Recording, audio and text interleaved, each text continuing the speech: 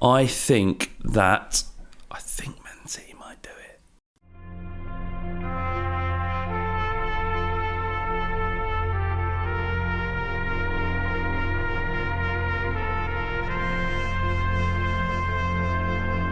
I went into a bar. Yeah.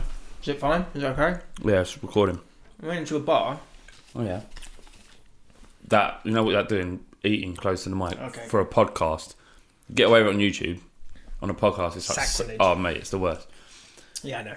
So yeah, I went into this bar, and I hated everyone in there. Everyone, every single person. There was some bird in there with a hat on.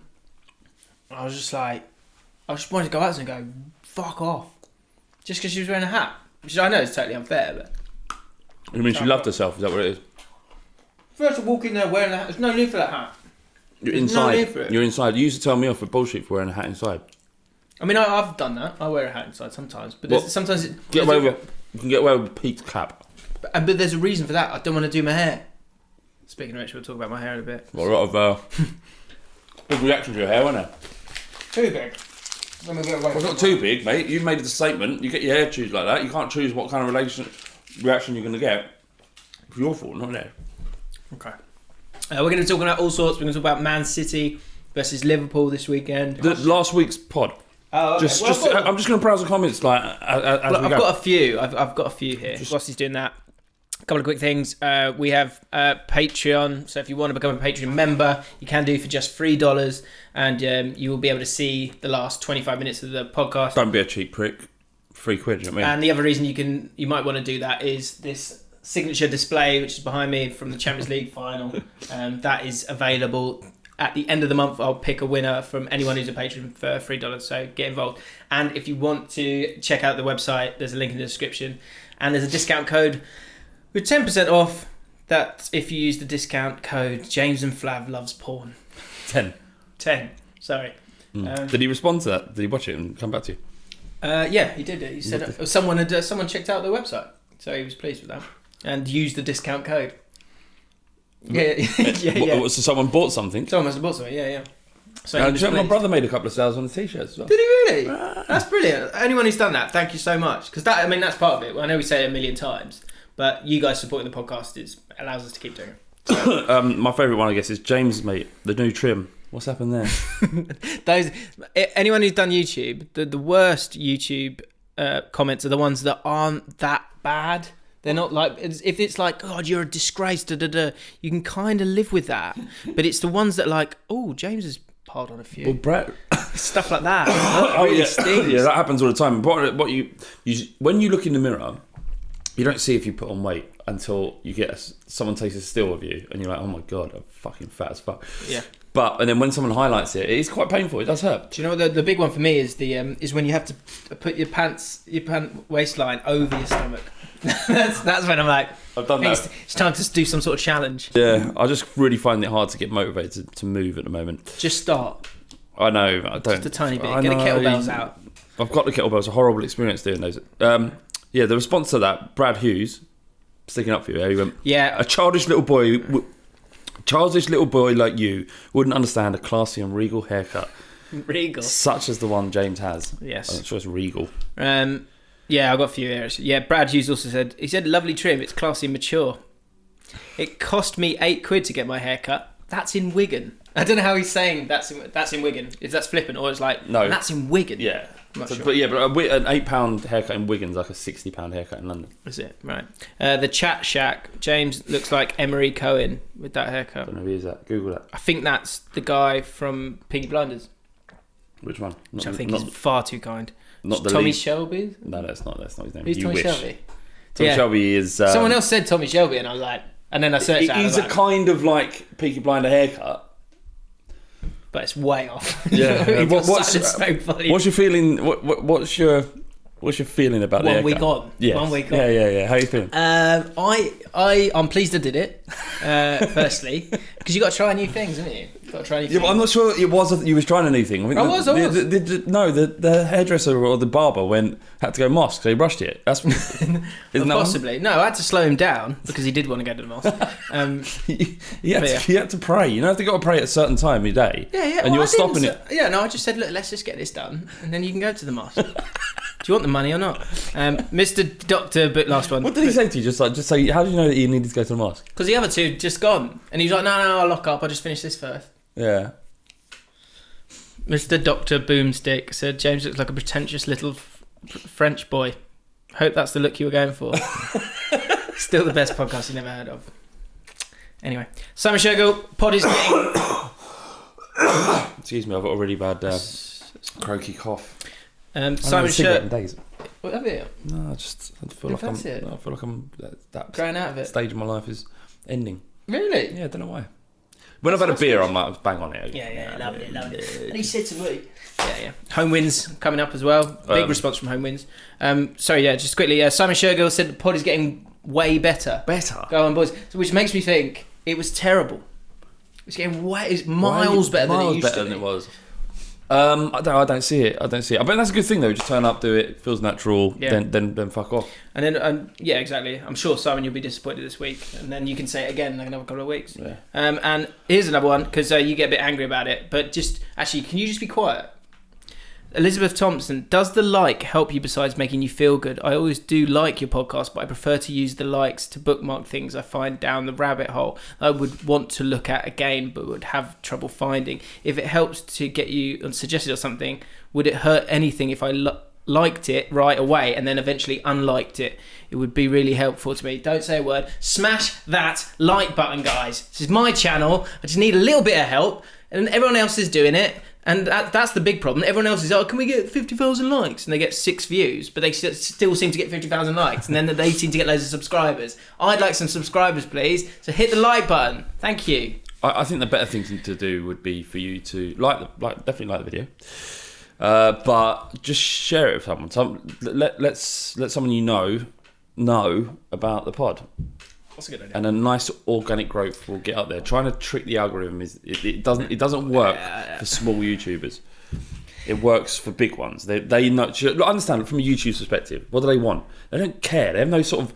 There's not a bloke up there and going, let's. Huh? They're scraping the data. So if you enjoy the podcast, hit the like button. They're not. They will push the biggest YouTubers because they get the most views and they serve the most ads on it. Getting all the likes. What value is it in building up small ones? Let's build a not very small, like a large audience for our podcast, but do it organically, authentically, and in the end, you'll get your rewards. Okay, hit the like button. And hit the like button. Do you know what, like you're saying, if you bring someone new to the podcast, you can get a shout out, as can they, as new Jafford lovers making a debut comment. Jad Hadir, I'm probably your only Lebanese listener. Fuck, I deserve an award or something. What's going on in Lebanon? I don't know, let us know, Jad. What is going on in Lebanon, Jad? I know Lebanon because they've got the coolest flag on earth. Have they? Which is just a tree. Really? It's a tree. I'm pretty sure that's right. So okay, look. Lebanon flag. I think it had some. There's been some political upheaval. There you go. It's a little tree. Oh yeah, that is nice. Yeah, I wonder what it means. Let us know. Actually, I don't want to dig it out. No. Definitely don't. There's been some sort of political turmoil there. Oh, right. And based around the tree? Or? I don't know what it's based around. Let's not mansplain this or whitesplain it. Sure. Let's just wait. Let Jad. Yeah, Jad, explain. Let's know about the tree. Yeah, give us 100 words on Lebanon.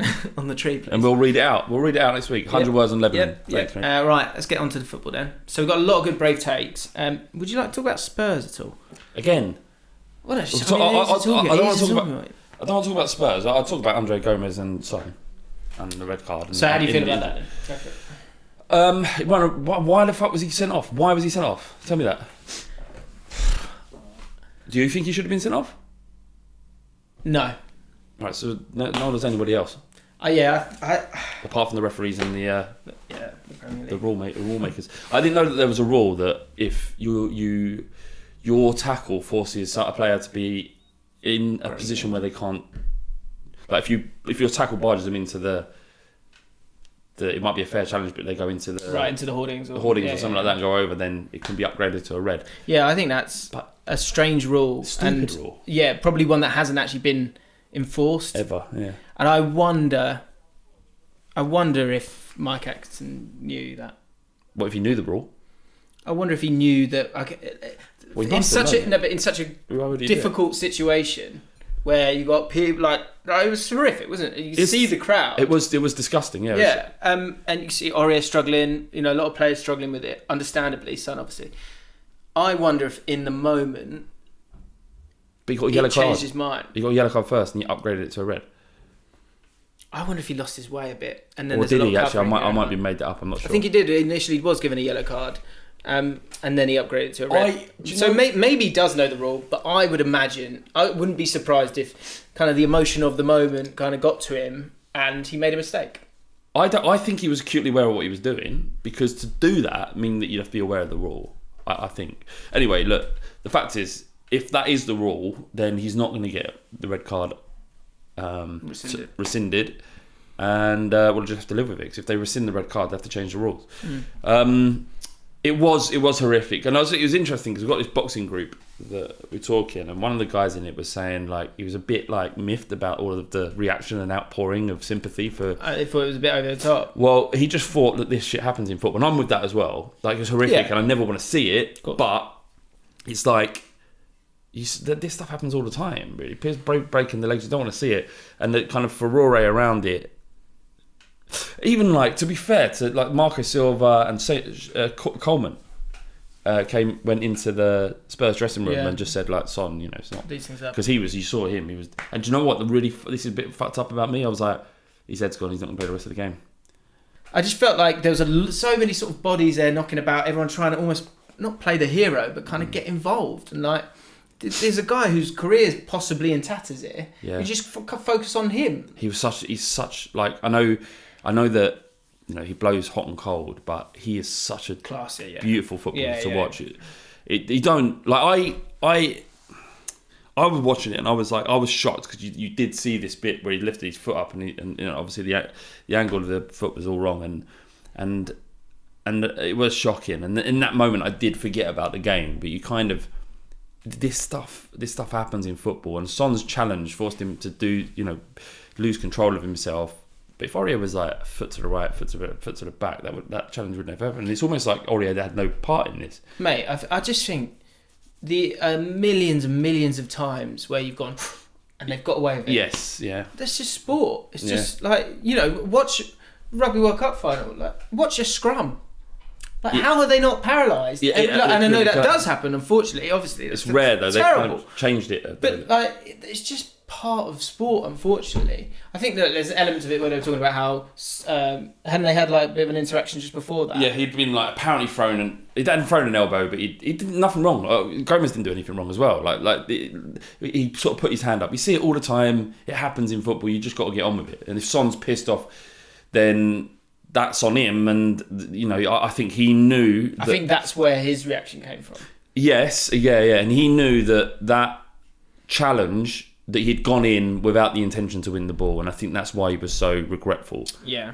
Afterwards, but 999 times out of 1,000, it doesn't result in that injury. That's it, and it's. I don't know how much you can say about it. It's just one of those things. Should we just one other thing about VAR? Like, do you want VAR Weekly? I've got VAR Weekly. Have we? Let's do VAR Weekly. Do VAR Weekly. I want to know really if anyone is still a big proponent of it in the way it's currently been used. Well, Carragher's turned his back on it, as everyone has. Like even like properly like nerdalicious football reporters.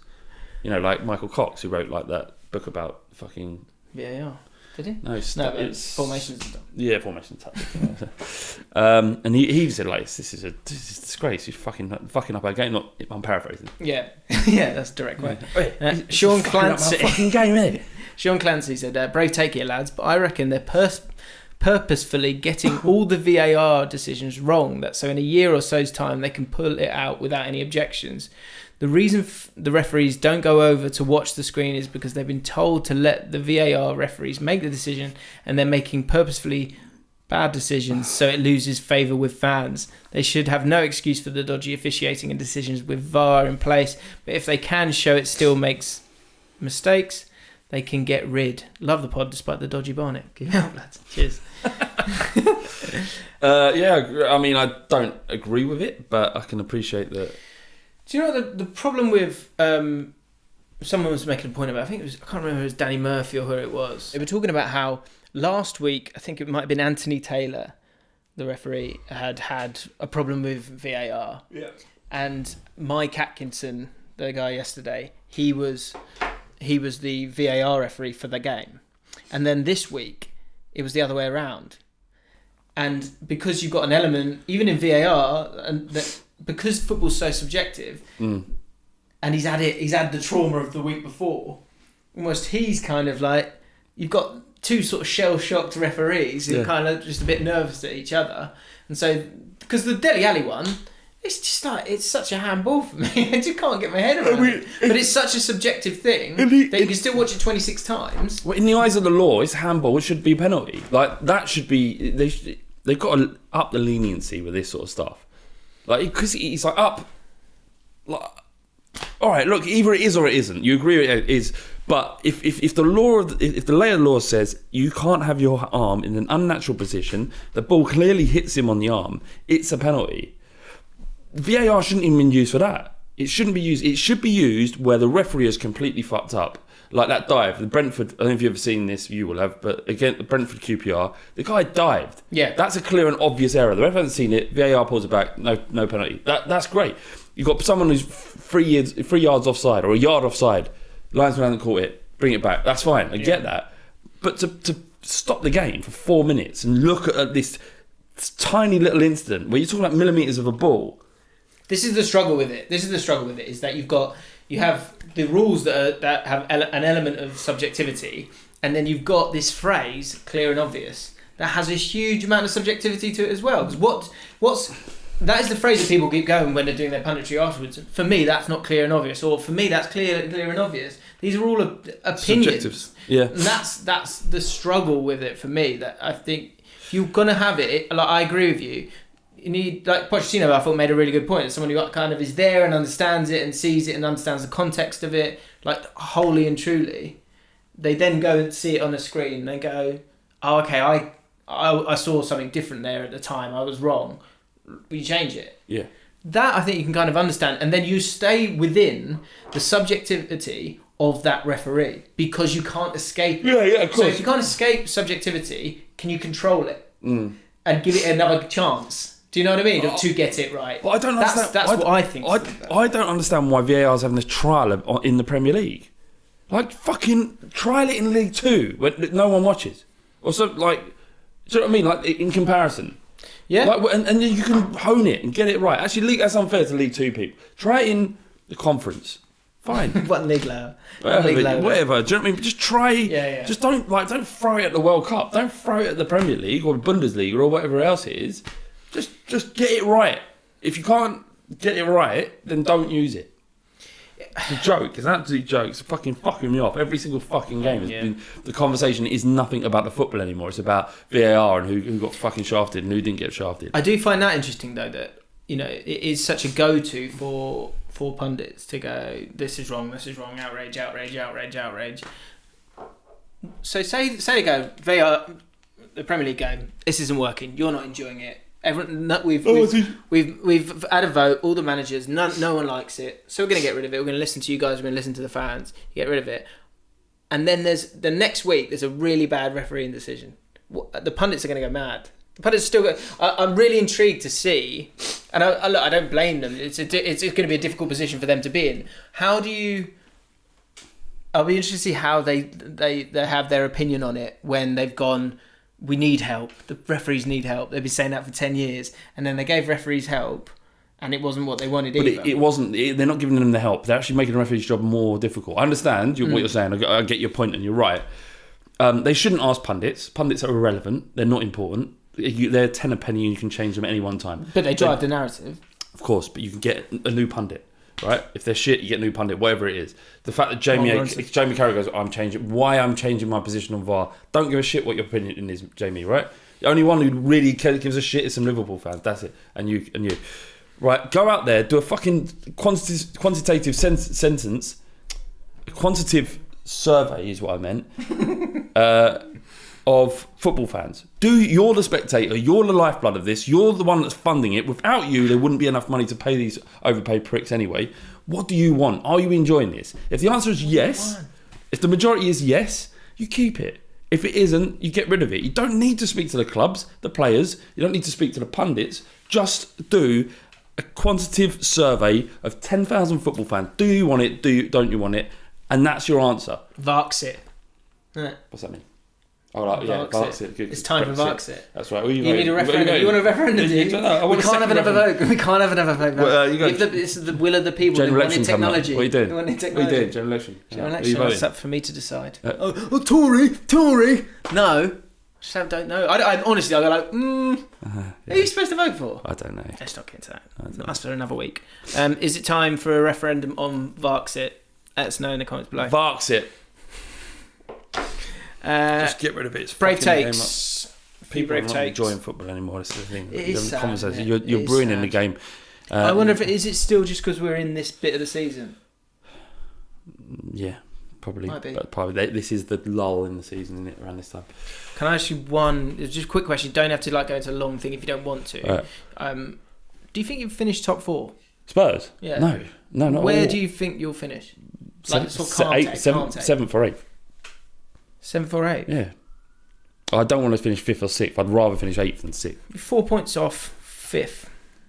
Yeah, and 5th is 6 points off of 4th. Yeah. That's 10 points. You're 10 points off. 4th, and then that's Chelsea, who can't stop winning away. And Leicester, who are going to win the league. I mean, they are flying. They are flying, aren't they? So look, I'm just seeing this as one of those seasons where it all goes tits up and you rebuild. You go again. Yeah, the thing is, like I said before, is that unfortunately for everyone else, we've got so much money that this is not a long-term problem. So you can stay calm? I can stay very calm. It's frustrating, don't get me wrong. I'm really not enjoying watching Spurs at the moment. But we know, because you can throw money at any problem in football if you have it. Unfortunately for everyone else, it's probably not a long-term thing. Okay. Quick fire brave takes, and then I want to talk about Man City, Liverpool, please. Yep. Brave take: the Chelsea midfield trio of Kante, Jorginho, and Kovacic is the best in the world right now. That's a calm take. Brave take. Yeah, all right. Oh, here's a brave take. Is that a Chelsea fan, or is it people someone from us? It's James Norris Longcock. Is he Chelsea? I don't know. It's just thrown it out there. Yeah. Look, they're unbelievable. We've got to apologise, I think. You and I have to apologise to Lampard. Or is it just me? It's just you. All right, sorry. I apologise. I apologise if he's somehow watching this. I do. What an incredible job he's doing. Chelsea fans right now are in dream mode. They've got everything. They've got a manager that they really love, who's a legend, and they've got a team that's playing well and winning games. Here's a brave take. You don't deserve it. No, of course they don't Chelsea deserve fans it. don't deserve that. Chelsea, the bulk of Chelsea fans don't deserve it. No, all of them. Chelsea fans do not deserve anything good. They didn't let a black man on a train. How are they getting the shit they want? Those same fans that didn't let a black man on the train, they're enjoying their football right now. Is that all right? That's the thing for it. That's what's annoying me. Is like, it's just about winning. It's about winning. It's about trophies. It's about winning. Yeah, get rid of him. Get rid of him. Get rid of that one. No, well, who's the best one in Italy then? Well, yeah, get him in. No, get rid of him. Oh, anyway, who's won a World Cup? Yeah, Brazil. Go on and get him in. No, he's rubbish. Get out. And they go, oh right, well just buy him. Well, yeah, but it's not legal for you to buy him. Well, just buy him. We'll have to do a transfer ban then. All right. What? I know. Oh, right, we'll just play all these brilliant kids. Yeah, I know, we're still brilliant. I'd like, give us another... they're appealing the transfer ban. Worst thing they could do. Yeah. Just leave it. So true. They don't... And then they've won every trophy. It's just not fair, mate. It's so unfair. Football's so unfair. I know. Here's a brave take that popped into my head. Someone said on the radio, it was talking about how good Brendan Rodgers was, and they were saying if Gerrard, I'll take him. If Gerrard hadn't slipped, Liverpool. It was a Gerrard slip away from winning the title. Yeah, true. Here's a brave take. But that's karma. That's karma because they defended a racist. So that you got to get what you deserve there. But Chelsea are the only ones that don't seem to get what they deserve. I know. Here's a brave take though. You don't know that, do you? You don't know if Gerrard hadn't slipped, they would have won the league. Oh, I mean, no, you don't know, but that was it. Chelsea might have won 3-0. You don't know. You don't know. I mean, it's just a nice thing to say, Jim. You don't have to pick by everything. Muncie, brave take. Diving is okay. Yeah, I mean, you can get away with it. Is it? Oh, here's one. I suppose. Arsenal fan. So Steve Costino. Arsenal fans want Mourinho when all he's good for right now is pulling an Allardyce, stabilise the team so they're not shit, but will never progress further. If you were an Arsenal fan, would you want Mourinho? Yeah. Why would you want Mourinho? You said if Mourinho gets the Arsenal job, yeah, get him in. Every Arsenal fan needs to have a long, hard look. Jim, just get him in. Long, hard look. Winner. They need to have a long, hard look at their Twitter account. He's a winner. He's a winner. He's a winner. I know where you want him in. He's a serial winner. Really, just dissolve it. What? He'll just finish that club off. No. Mourinho comes in. No, look, he'll win him a League Cup. That's what they want. They want to get back on the trophy. Look, there are Spurs fans out there that would bite your hand off for Mourinho right now. So, from a neutral's point of view, this is why I would like to see Mourinho at Arsenal, because of the sheer hypocrisy of it. Way past his. Yeah, they hate him. But that's great. You know how people's like, and it's a bad thing. People just go through your tweets and find stuff that you said, right? This is going to be different level. Think of the stuff that Arsenal fans on Twitter have said about Mourinho in the last 5 years. It wouldn't bother me if I'd said some bad stuff. Someone pulled it up, and I'm like, yeah, but I don't care. I don't feel like that now. I don't care. There's nothing you can say to. There's nothing an Arsenal fan could ever say to hurt me ever. But especially digging up old tweets, and don't look too far back. Because there probably are some. Brave take. If you're an Arsenal fan, and you've probably, I would imagine, you've shown the integrity to like Wenger for a long time, and then it was time for him to move on. Then you've calmly gone, okay, let's give this Emery guy a chance. He's done very well at Sevilla. He's done well at PSG. Let's keep it moving forward. Give him a chance. Well, he's only had 1 season. Let's give him 2 seasons to do what he's doing. This isn't really working, and he's on a 2-year deal. So maybe we just go, thank you, Unai. So is this the end? Time for you to go this year? Huh? End of his contract this year? Yeah. Oh, that's perfect for him. There's literally no compensation. They don't. Any fan who's been like that through Arsenal's journey, they don't want Mourinho. And if they do want Mourinho, they'll be a little bit disappointed in themselves. They just want to win. That's the only thing that. But I don't think he guarantees that anymore. His track record would suggest that they will pick up some trophies. They're not going to win the league with him now. He's past his sell-by date as a manager. But do you know where they go? He goes, right, brilliant. This is going to be amazing. And then they go. I mean, if they want to see good football. But they go, here's your budget. To Mourinho, Mourinho's going to go, what is this? What is this? He's not going to be happy. Well, and then you go, there's your League Cup trophy. And then they go, we want the league. And you go, you got to give me more money. Yeah. He sees the budget and he goes, I'd like to bring in Ashley Young. Anyway. Yeah, look, I mean, that's... And Arsenal fans are going to go,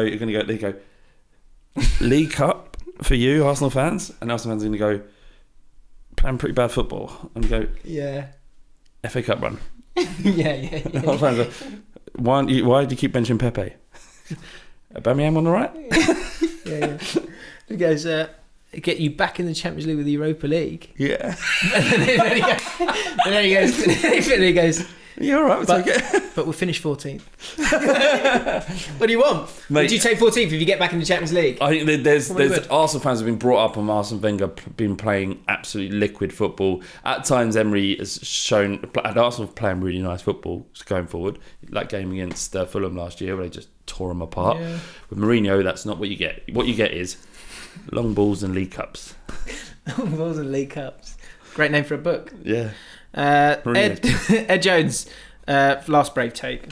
Football fans are caught up in a pathetic maelstrom of wanting managers to be sacked. No club is capable of having a blip in form anymore without the position of the manager being called into question. Supporters use phrases such as "give him time," yet turn against them only 2 to 3 games later. People would rather be seen to be right on their negative opinions than actually see their team well. You know, this is much deeper than just your team doing well and you know, having some foresight and calmness about you. This is about people feeling bad. Their lives at that moment are a little bit worse than they hoped they would be, and they're pinning it on the Arsenal result or the Tottenham result. And the only way they can deal with that pain inside them, instead of internalising and realising what it is, that it really means nothing, and in time will pass, they have to splurge. They have to get that poison out.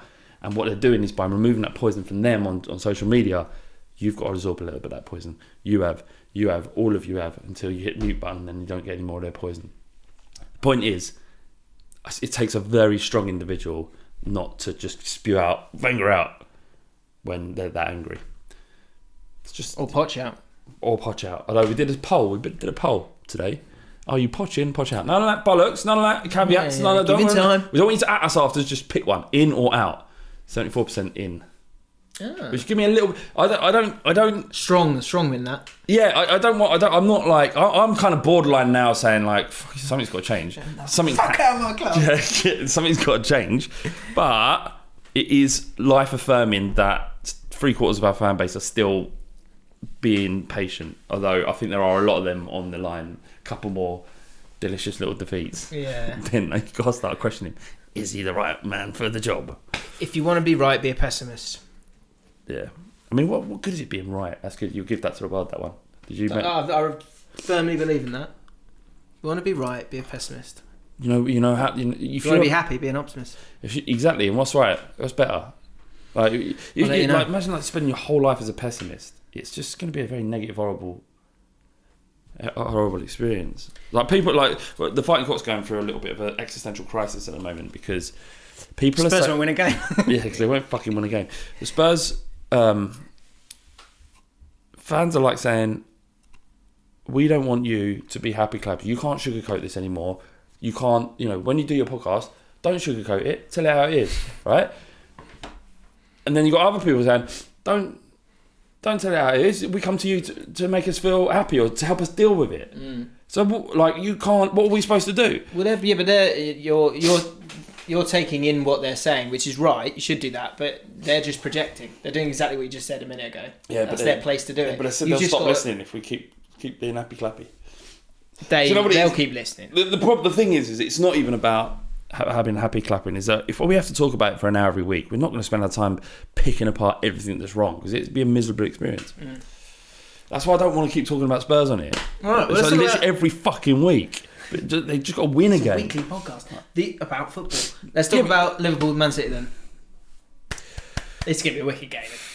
Will be. Just enjoy it. It's just a game of football. Yeah. We all love football, don't we? Well, we'll watch that one. We'll watch that one, definitely. So, yeah, I'll take into that one. It's like a lovely sausage sandwich. What's your setup? What's your perfect setup for like a belter of a game like Liverpool Man City? What do you mean setup?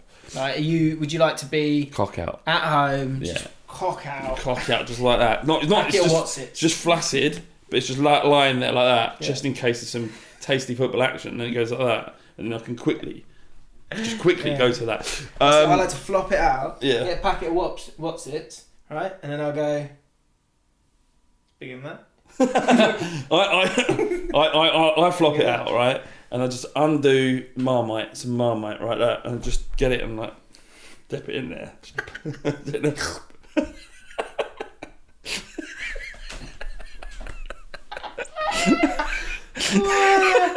Just while watching the game, was I watching the game like that? Do you know what's the problem though with Marmite?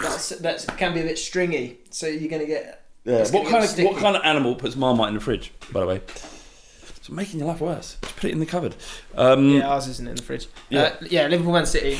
Good game, innit? Good game. God, does it matter? Does it matter? Should know. It doesn't matter, though, does it? Because it's a big game. I was desperate for both of them to lose last week. I was really gutted when they both got that last minute winner. It would have been great if just lost. That's what the big teams do, you know. Yeah, but if they both lost, it would have made no difference. So it's at Anfield. Can I say something? Liverpool's form, their results have been incredible. But how well are they playing? They've got out of jail a few times this season. They come from behind wins. Last minute goals. I was thinking, who did they play? I want to say Watford earlier on in the season. What, where they were struggling? Away. Somehow got out of it against Arsenal. You look at it two ways, can't you? Spurs, they were 1-0 down. They deserve to win, don't get me wrong. But and then, who is it? Southampton. Oh no, that's Man City, wasn't it? Southampton, they just about won, but that was away from home. Yeah, and then this last weekend, Aston Villa. Down, yep. Like finding a way to win, and that's how you do win the Premier League. But the form's got to be there. You've got to get some really impressive performances. And I'm wondering if they're starting to get a little bit fatigued. Do you know what I think it is? I think they've been on such a good run. When you're on such a good run, yeah. I remember the famous Queen's Park Rangers side that won the championship. the title. Famous. They went. I think I want to say it was almost like 18 games or something without losing. It was amazing. That is good. But it got to a point where as much as you're playing to win, there's a large chunk at the back of your mind that's sort of playing not to lose. Yeah. And I think they've been so brilliant that there is just that little bit of tension. They just need a defeat. I almost think they need a defeat just to kind of go, okay, well, that's gone. Let's not concentrate on that. Let's just get back to where we were. I don't think the tension will be alleviated at all. This season's going to be very stressful for the fans. Yeah. And because of that, they're going to have these incredible highs. And I think actually you will see a good performance from Liverpool against Man City because this is all the motivation they need. This is their big rivals now, in terms of on the pitch. And they're going to be up for this. Anfield, it's going to be loud. Atmosphere is going to be great. And it's against teams like Aston Villa that have potential to slip up. Because it's only when like the jeopardy is so high that they really start to switch on because they need that mentally. They need that click. They need to go, shit, it's on us now.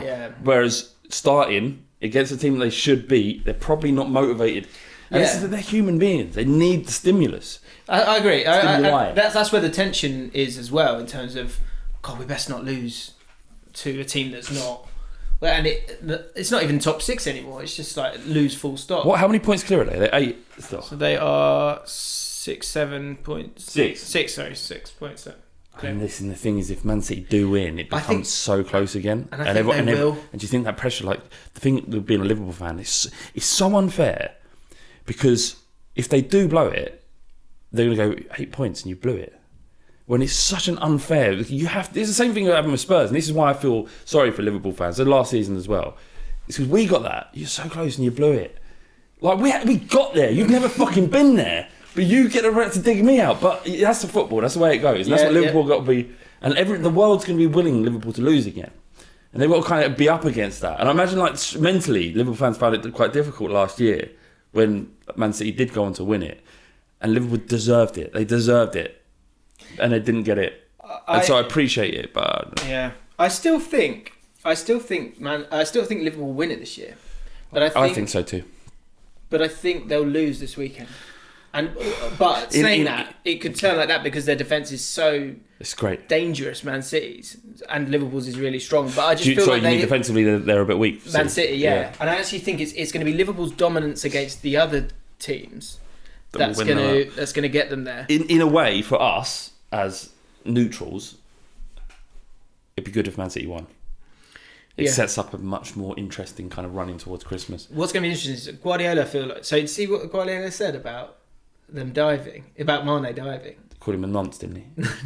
Diving nonce. It sort of implied that. He said they were saying about, were you keeping an eye on the Liverpool game? And he was like, look, this is Liverpool. They're a fantastic team. I'm sort of paraphrasing it, but 1 week it's a last minute goal, another week it's a dive, like whatever. And basically just pop that, just let it bubble out. The thing is I like that. You don't really see that with Guardiola. Shithousery. Tiny bit of shithousery. Because that could be the difference. Like to get in their heads. And the best managers have always done it. They've always said it. Mourinho in his head calling him Wenger a voyeur.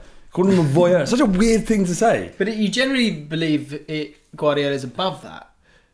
No, you would imagine. He's a winner. He's not above it. But he is a winner, exactly. And I kind of, when I saw that, I went, yeah, I like that. I kind of like that. I like if I was Pochettino, I'd be going, I fancy Emery's daughter, as long as she's over age. Yeah, I fancy her daughter. Emery, like in Spurs rivalry. Oh, sorry. Just got to say some mental shit like that. Yeah. But your overage son has got. Just throw him off a little bit. Shit out. You got to do it. Are you a winner or not? Yeah. Are you a winner? Yes. So what would you say then? Say, can I shag your daughter? In the press conference. You can't throw this shit out there. You don't do it enough. No, look, the difference is it's become an issue and it's a talking point around Liverpool. Klopp will be straight on to the old tactical fouls, by the way. That's the next one. That's the comment that comes after. So you see Man City are tactical fouling? Yeah. That's what Klopp's kind of lent towards before. Yeah, and that'll be his little throwback. This is part of it, yeah. And the fact is that Mane is throwing himself, but all players do it. If you can win a foul, win a penalty, then you win it. So this time round, who do you see winning? What will the score be? I think Man City I just feel like I think Liverpool are going to win the league, but it would be a good thing if Man City did win because, like I say, it's much more interesting for us to talk about. I feel like they're going to win 2-1.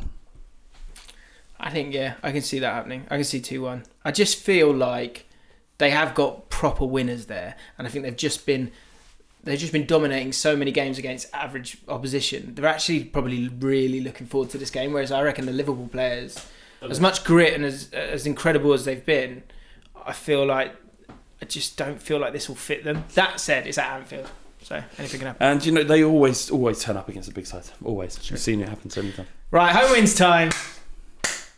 Want to get it out? Do you want to drill? Quick drill? Oh, let me tell you about that. He's got a spoon. Yeah. And a bit of gaff tape. Didn't we answer that? Whoa. Get your drill out first. People loving the fact that I was also... Cool. Look at that. Look inside my box. Let's have a look. What am I having this Top week? 2 bits. Get your drill out. I love these. What do you want?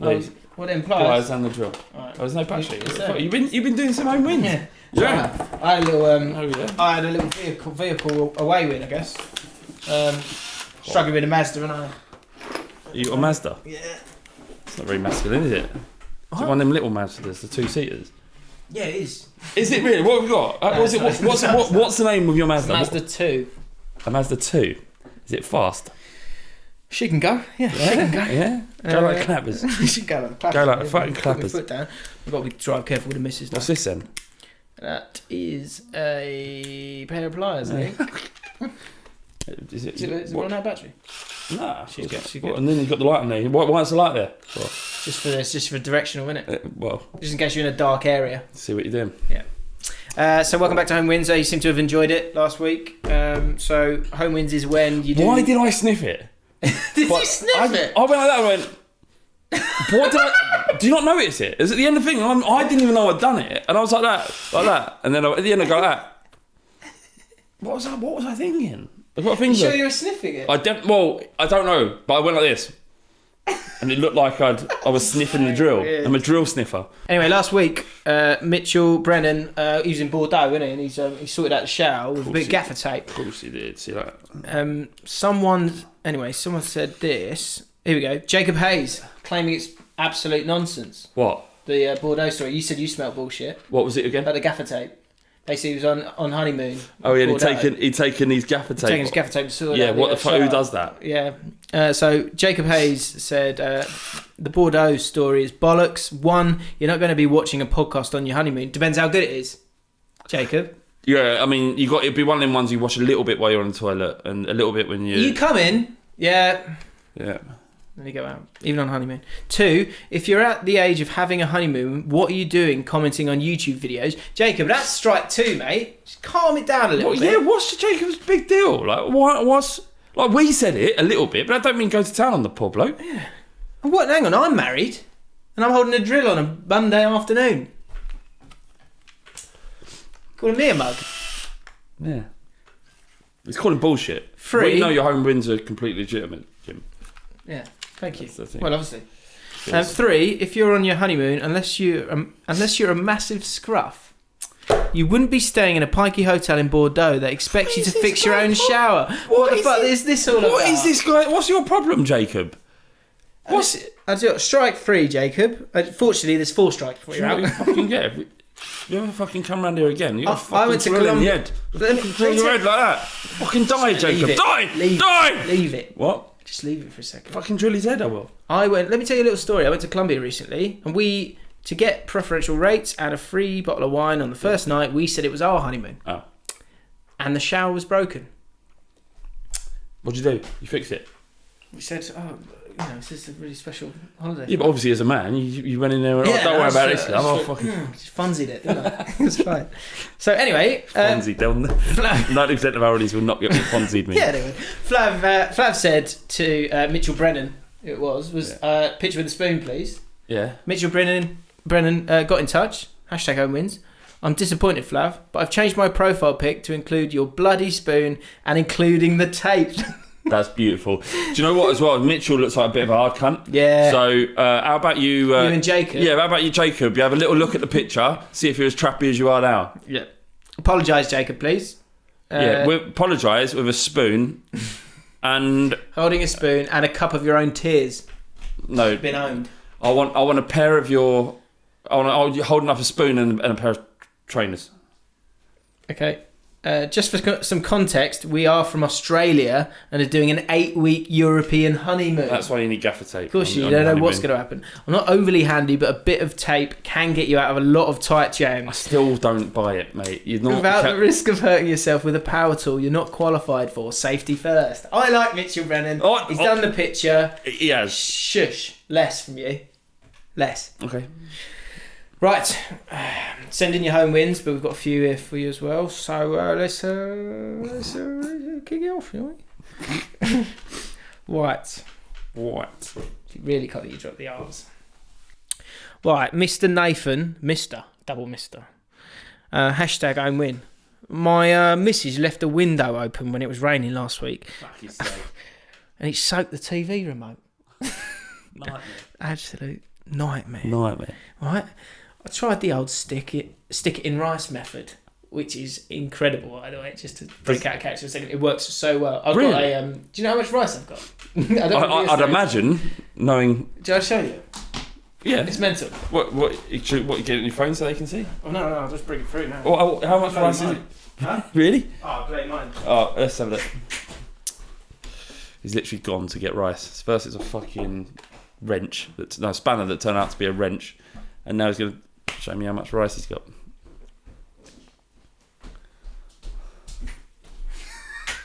That's full up with rice? What? Why?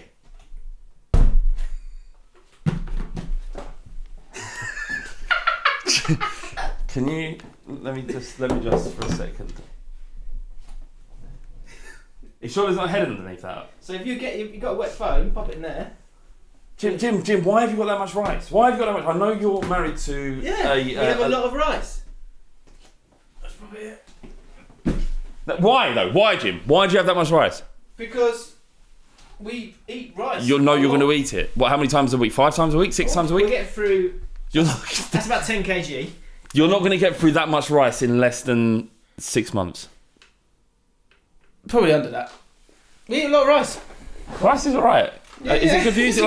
Is rice like white rice? Is that like eating white pasta? That the same level of nutrition? I don't know. What about wholemeal rice? Or is that not traditional?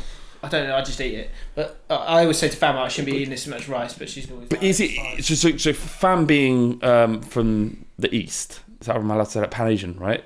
Second generation. Yeah, she's British. No, I know. But culturally, she's going to eat more rice. Is that fair to say? Yes, yeah, of course. She'll have she grew up on 2 bowls of rice a day. She did. She would say that phrase. She would say that sentence to me because I'd be like, I feel like I'm having a lot of carbs here. She'd be like, look, and she's like, Fam's. Yeah, she's a rocket. She is a rocket. She's a sensational figure. Yeah, exactly. So it's not doing her any harm. Why did I do that? What was the point of that? I'll stick it in rice method. How much harm is it doing you though, Jim? Because your body, her genetic makeup is designed for that much rice. Yeah, but mine is not very doughy. Nor is mine. I don't know. It's I might eat that much pasta. We could have that much white pasta. Just see in a month. Just see it gets fatter. So anyway, the old stick it in rice method, which generally does work. So this was the soak TV remote. Oh yeah, go on. Try the old stick it in rice method. Hang on. Stick it in rice method. No joy. I thought I'll have to buy a new TV. Times are hard. Brexit and that. And I'm fuming. Mrs. went away for the weekend. Oh yeah. She comes back to a fixed TV remote. Of course she does. I said I just had this. I said I just had to solder the relay. Brackets, no idea. Just made up. I had to solder the relay. It's nothing, babe. It's nothing. Don't worry about it. She buys me a Chinese. Ironic. She buys me a Chinese and let me slip one in her after my chow mein. Little did she know I found the exact same TV with remote for sale for only 30 quid. Got some budget TV right there. I think it just means the remote. The remote, right? But yeah, right. I wins. Perfect. Well done, Mr. Nate. We salute you. Josh Brownless. This sounds good. Brownless. This sounds good. Yeah. Me and changed his name to Brownless. He's proper Brexit. Yeah. Me and my girlfriend were in the process of Right sort, isn't she? Oh, she's lovely. I can see it lovely. I love her. She's a good girl. She's a good girl. Good girl. That's how folk. Yeah. Oh, she's a good girl. Yeah, she's good girl. Good girl. We're in the process of buying our first home, so I'm staying at her parents for the time being. We were carving pumpkins when I turned the light off to see how they looked with a candle in. When I went to turn the light back on, it never went on. She shouted her dad, who went to get another bulb. I then decided to tap the light bulb, which had turned on by the time he returned. #home win. God, that's a banger. Lucky bastard. Yeah, he's about to take it. What did he do? Damn, what about it? Well, have you tapped it? There you go. The light bulb back, granddad. Yeah. Don't waste your time. That was about £6, that light bulb. Very expensive light bulbs. Yeah, not £6. Although those vintage ones, the vintage ones that go in, they're about £6. Get them, they look good. £6. Time for one more, last one, quick one. Yeah. Jack Shield, home wins. Live in a shared house with 5 girls. Oh, wow. Winter's coming, and it's proper taters. Yeah, because yep. Taters? Taters, yeah. Just potatoes. Taters means freezing. Oh, right. I didn't know that. Yeah. That's good. I can't think of... I don't know why I said potatoes. I can't think of the Cockney rhyming slang that it means, though. Taters, it's... Hot. No. Doesn't make sense. Anyway. No, I can't remember what the Cockney rhyming slang... That's a shame, given the fact this is a Cockney bit. Taters means freezing, though. Okay, it's proper taters.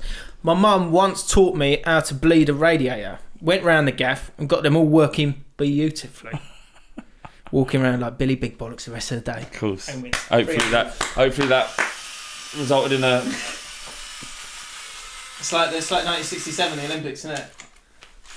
We're like some communist workers unite. Bleeding a radiator is a pretty mucky business. Is it? Yeah. Couldn't know that. Can be. Right. They've got like a black sludgy oil in them. Yeah. That sometimes... Not all home wins are pretty. Sometimes you've got to get your hands dirty. If you've written a home win, we've got more. They'll be there soon enough. Okay. You got the old hammer function on this, John. You know? Hammer function on the drill. Like that. You can drill the table. I'll drill the fucking table. Bloody, just don't touch the table. Right, inside the mind. Fucking. Stridey gaming jesters in a monologue. Rough up his. Can I put this down then? Yeah. Rough up your hair. Yeah, that's the meaning. Don't touch another man's hair. Nah, not really. Is that probably because it might smell? No. Connor S. As someone said this after last week, do you remember there was the inner monologue of the guy who, whenever he sees a blind man with his stick and it's got the ball at the end of the stick, he really wants to kick the stick. Go have it. Well, Connor S, who is blind, he said, as someone who is blind, I completely understand that guy in the monologue.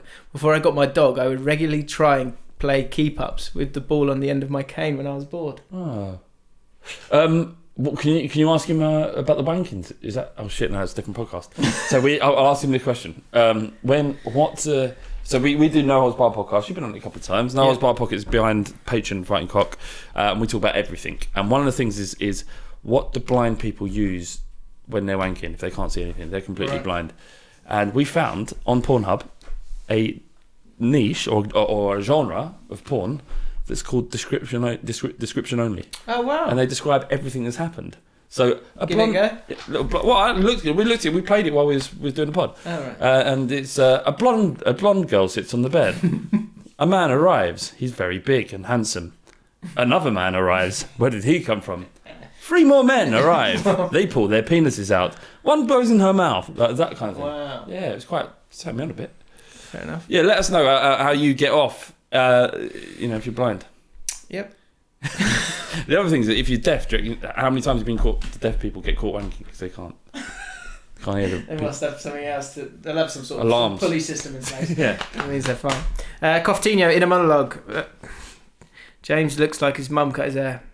That's not fair. Yeah. Joel McCormick in a monologue. Whenever I walk down the street and see a group of pigeons, I instantly want to kick the shit out of one and send it flying. Don't like that.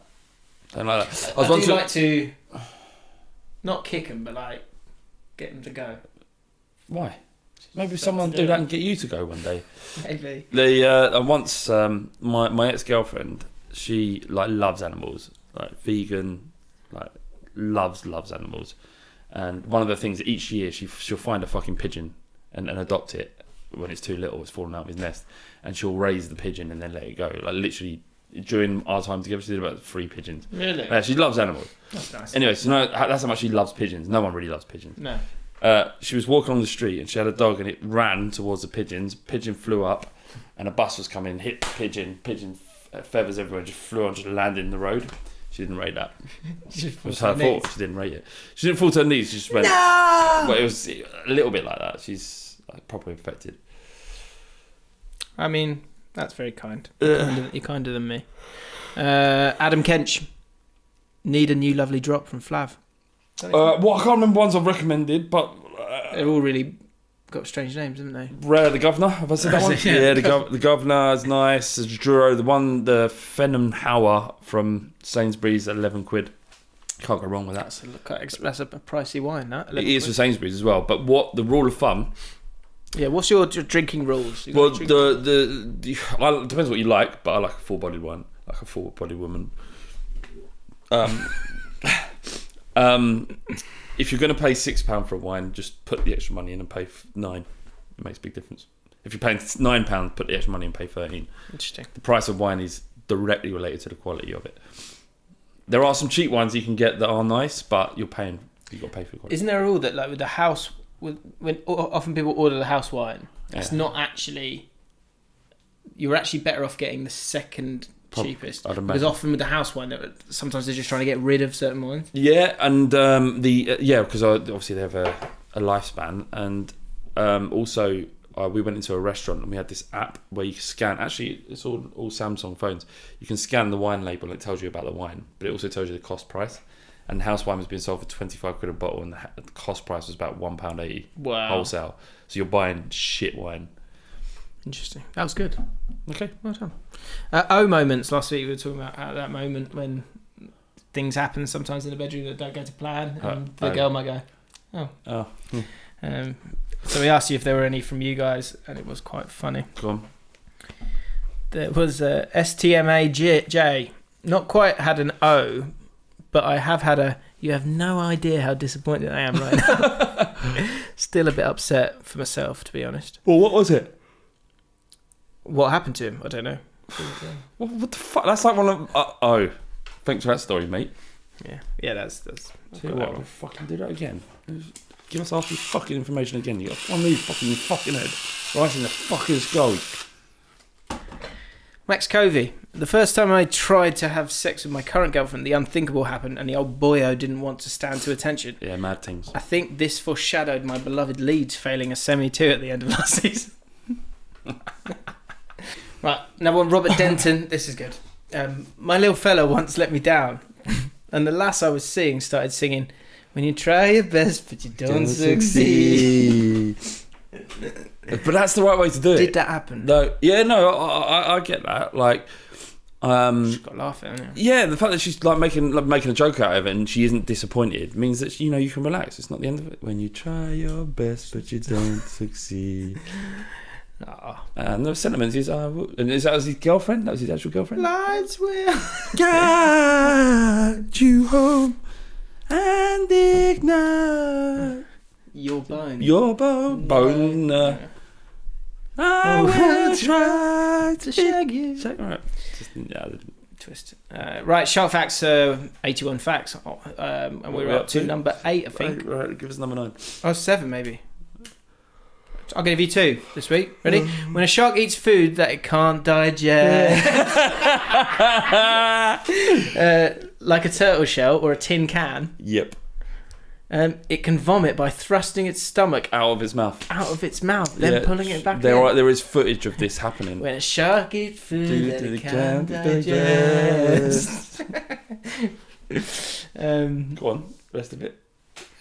Like a turtle shell or a tin can. It can vomit by thrusting its stomach out its mouth, then pulling it back in. Nice. That's the truth. There's footage and it's quite revolting. But a shark regurgitating its entire stomach comes out of its mouth. Amazing. That is amazing. Incredible creatures. Wonderful. And did you see that footage? I retweeted it the other day. It's 2-minute footage of people swimming with great whites, no cage, just in the water, snorkels, just chilling with them. And they were just swimming, holding on. It was with there's a shark called the Big Blue or Deep Blue, right? And it was pregnant, and it is ginormous.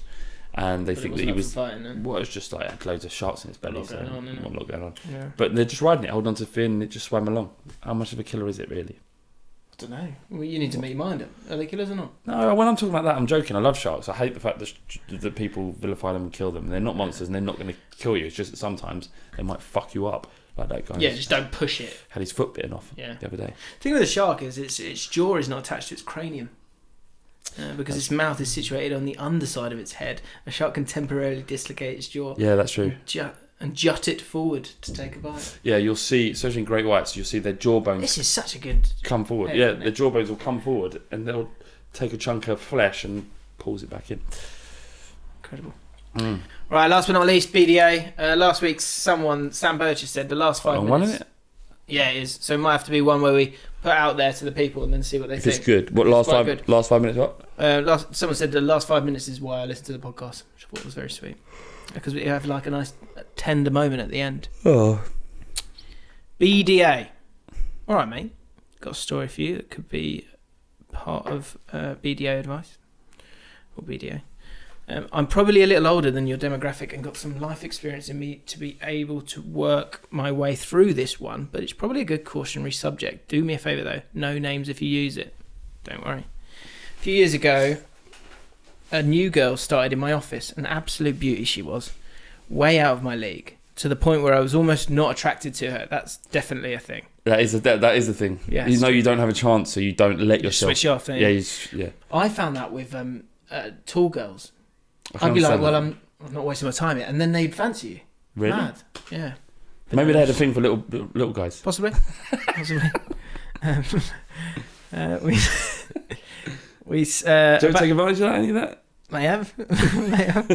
About a year and a half. So how short though? How short were you below the nipple? I don't know. Like what am I? I'm like just under 5'8". They'd be like 5'9", 5'10". All the same line down, aren't we? Not all of us. Some of us are underage. Jim. Everyone was of age. Right. A few years ago, Burnley office. We sat next to each other in work, chatted on the phone, and would often go out with each other outside of work. Things had started with no intention to enter into a relationship with each other, but it quickly became more than just friends, and we began having sex.